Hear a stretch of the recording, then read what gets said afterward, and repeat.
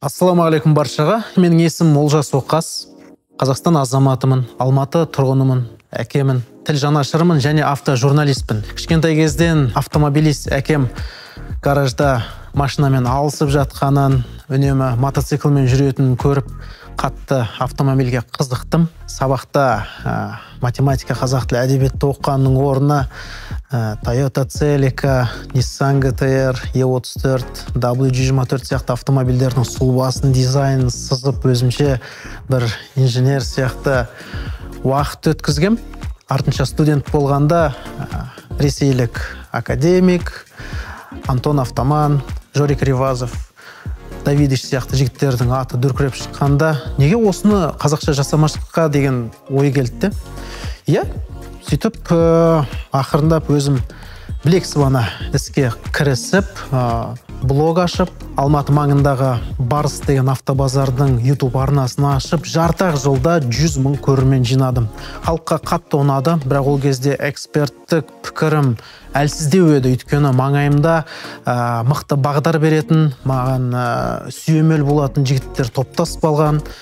Артынша Колеса KZ сияқты мықты компанияға ауысып, мықты профессионалдармен жұмыс істеп, осы деңгейге жеттім. Қазіргі таңда бірнеше арнада, суммада 1 миллиондай көрерменім бар екен, Инстаграмда шамалы. Дегенмен пайдалы ақпарат таратып, түрлі мемлекеттерден жақсы информация беріп, ел жұртты неше түрлі қызықты ақпараттан құлағдар қылуға тырысып жүрмін. Енді техникалық транспортты әшейін жүруге, жұмыс істеуге және хоббиге деп бөлуге болады. Мысалы, отбасыдағы алғашқы автомобиль деген түсінік бар. Жас отбасыға автомобиль ауадай қажет. Баланы балабақшаға апарып, үлкен баланы сабаққа апарып, арасында жаттығуға апарып келесің. Ал егер таксист болсаң, әрине ол сенің нәпақа табу құралың.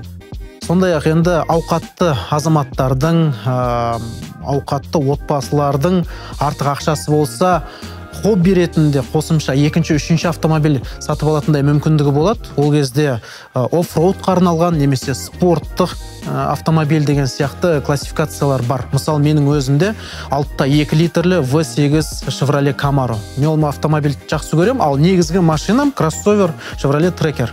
Әрине, автомобиль таңдайтын кезде дилемма пайда болады. Жаңасын ала салайын ба, немесе жақсы сақталған ескісін қарайын ба деген. Меніңше, жаңасын ала салған дұрыс. Бәрі маған үнемі осы сұрақты қояды. Ол жеке, қай машина жақсы? Бәріне бір жауабым, жаңасын алған дұрыс, өйткені ол гарантиямен, саған дейін ол машинаны ешкім мінген жоқ, сервисі бар. Ал ескісін таңдаған кезде, әрине, диагностикадан өткізіп, автомобилдің жағдайын қарап, шірігі бар ма, жоқ па, моторы қандай жағдайда деген сияқты, ол жерде мамандар сізге көмек береді. Қазіргі шығып жатқан машиналар Фантик, ана 2007-2013 жылғы жапон немесе немісті алсам, сол әлде қайда сапалы деп айтып жатады. Бірақ олардың қозғалтқыш көлемі үлкен, қозғалтқыштары күрделі, сондықтан ақшадан қағылуға дайын болуың керек. Мысалы, 4,7 литрлі LX алайықшы, оның жағы салығы 300, 400, 500 мыңға дейін жетеді.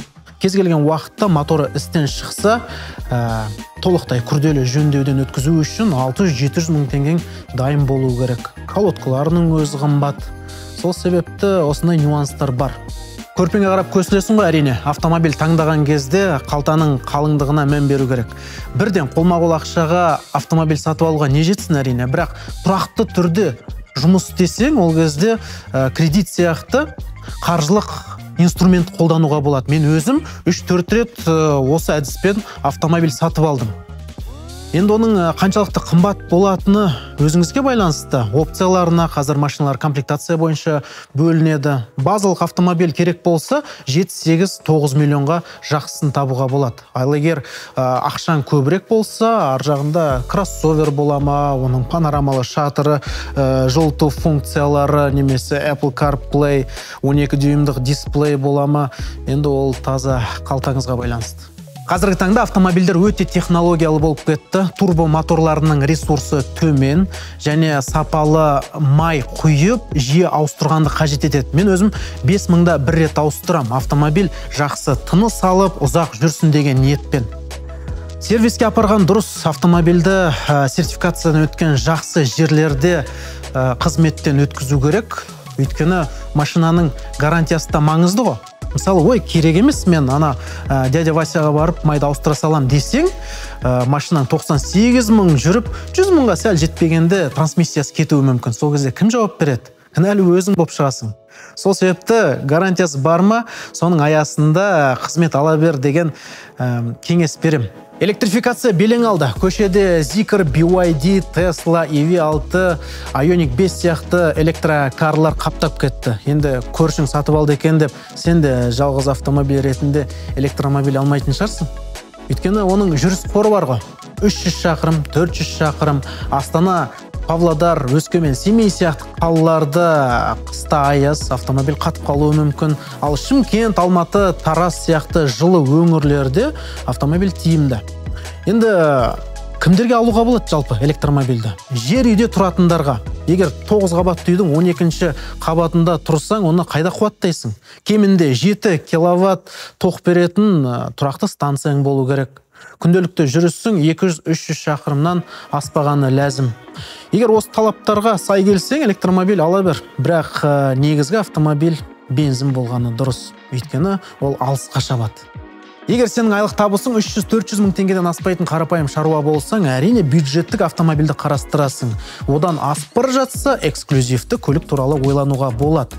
Бюджеттік көліктің саймандары кез келген автобазарда, бөлшектер алаңынан табуға болады.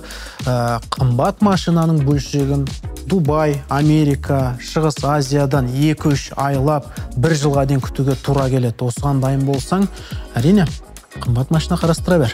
Жоқ, мен нағыз автосүйермін, 10-15 жыл бұрын шыққан нақты бір модель жақсы көрем десең, проблемаға ұрынбау үшін әбден тексер. Мықты мамандар бар. Диагностикалық техника қазір өте мықты. Қағазға бүкіл ауру ақауларын шығарып береді. Соған қарап отырып, автомобильді алу керек пе, жоқ па, шешім қабылдайсың.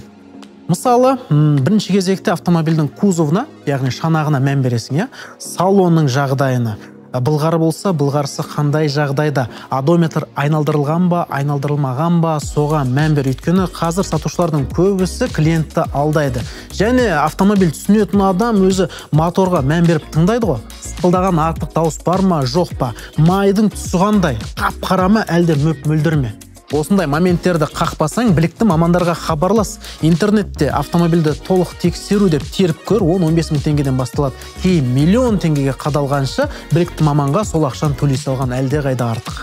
Сатушылар клиентті қалай алдайды? Негізгі айла тәсілдері одометрді айналдыру, автомобильдің шанағын бояу және салонды қалпына келтіру. Ал моторы ауырып тұрса, оны ешкімге айтпайды. Сондықтан мұқият болып, диагностикадан мықтап тұрып өткізіңіздер. Қазіргі таңда Грузиядан әкелініп жатқан автомобильдер сенімсіз. Өйткені олар Америкада Копарт аукционнан, аукционнан сатып алынып, Грузия, Арменияда жөнделіп қазақтарға сатылады. Әрбектері өтірік обманка болуы мүмкін. Орнына жаңағы алдайтын бәлеханаларды орнатады да, клиентке ой, бәрі жақсы деп сатып жібереді. Сондықтан абай болыңыздар. Енді ақырындап қорытындыласақ, бірінші кезекте автомобиль саған не үшін қажет екенін түсініп ал.